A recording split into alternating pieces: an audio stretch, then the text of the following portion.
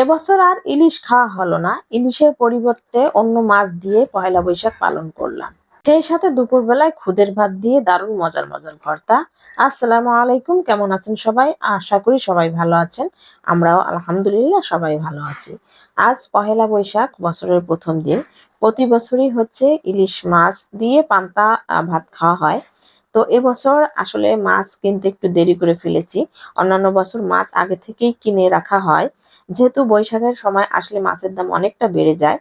বাজারে গিয়ে দেখলো মাছ অতটা সুন্দর না, ছোট টাইপ সাইজের, এবং অত ভালো হবে না, এবং দাম প্রচুর পরিমাণ, মানে বাজারে মাছে আগুন।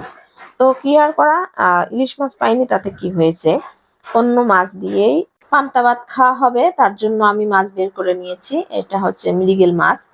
আর মাছ এত সুন্দর করে ভেজে নিয়েছি যে ইলিশ তো দূরের কথা, পান্তা ভাত দিয়ে ইলিশের থেকেও বেশি মজা পাওয়া যাবে, কারণ মাছগুলো আমি সুন্দর একটা মশলা দিয়ে মেখে নিয়েছিলাম, তারপর ভেজে নিয়েছি। আর কালারটাও দারুণ হয়েছে, খেতেও সুন্দর ছিল, মচমচা ছিল। আর সেই সাথে হচ্ছে আমি বেশি করে মরিচ ভেজে নিলাম, কারণ সাথে ভর্তাও করা হবে, আর ভর্তার জন্য একটু মরিচ বাড়িয়ে দিয়েছি। আর পান্তা ভাতের সাথে হচ্ছে শুটকি ভর্তা থাকবে, আর মাছ ভাজি থাকবে।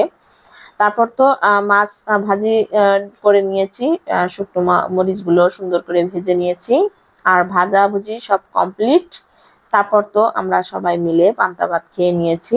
আর হচ্ছে খাওয়ার আগে একটু সুন্দর করে ভিডিও করে নিলাম, ভিডিও তো করা দরকার। আর অন্যদিকে শুটকি ভর্তাটা হচ্ছে করে নিয়েছিলাম, শুটকি ভর্তা দিয়ে পান্তা ভাত খেয়ে নিয়েছিলাম, আর সাথে কিছু শুটকি ভর্তা রেখেও দিয়েছিলাম। ছেলে হঠাৎ করে বলতেছে, আম্মু খুদের ভাত তৈরি করতে হবে। আমি বললাম, কেন? খুদের ভাত কেন? পহেলা বৈশাখের জন্য তো পান্তা তৈরি করেছি।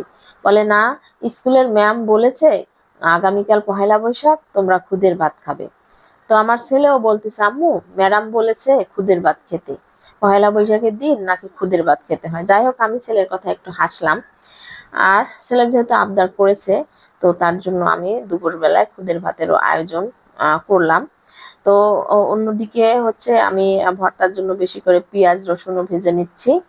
আর টমেটো ভর্তা করব, তার জন্য টমেটো একটু সুন্দর করে টেলে নিচ্ছি, টমেটো একটু মজা করে ভর্তা করা হবে আর কি। তারপর ভর্তার জন্য অন্যান্য সবকিছু রেডি করে নিয়েছি, কয়েক রকমের ভর্তা হবে আর কি। অন্যদিকে হচ্ছে খুদের ভাত রান্না করার জন্য আমি খুদ বসিয়ে দিয়েছি, এটা হচ্ছে দুপুরবেলা। আর ভর্তা বেটে নিচ্ছি, সকালের জন্য একটু ভর্তা করে নিয়েছিলাম খাওয়ার জন্য আর কি। বাকি ভর্তাটা হচ্ছে আমি বেটে নিচ্ছি। আর এখানে হচ্ছে কালো জিরা ভর্তা, তারপর হচ্ছে সরিষা ভর্তা, টমেটো ভর্তা, তারপর পছন্দের প্রিয় খাবার যেটা সবাই পছন্দ করে, সেটা হচ্ছে শুটকি ভর্তা। যাই হোক, খুদ ভাত গুলো আমি আর কি রান্না করে নিব। এটা হচ্ছে গ্রাম থেকে নিয়ে আসা, জমিতে যে ধানের থেকে চাল হয়, চাল থেকে যে খুদ বের হয় সেগুলো আর কি। তো খুদের ভাত বাচ্চারা তো খেতে খুবই পছন্দ করে, আমিও খুব বেশি পছন্দ করি। আর সাথে যদি কয়েক রকমের ভর্তা হয়, তাহলে তো কথাই নাই। তো ফাইনালি আমার ভর্তাগুলো বাটা কমপ্লিট। কিছু জেলাতে আছে খুদের ভাত খুবই প্রচলিত এবং জাতীয় খাবার, পছন্দের খাবার। আর কিছু জেলাতে আছে এই খাবারগুলোরে খুব ছোট মনে করে, যে খুদের ভাত এগুলো তো গরু ছাগলে খায়, এগুলো তো মানুষে খায় না। যাই হোক, যার কাছে যেটা পছন্দ সে তো সেটা খাবেই।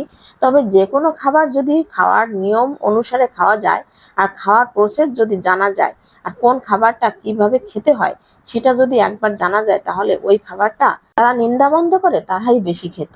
সবাই ভালো থাকবেন, আল্লাহ হাফিজ।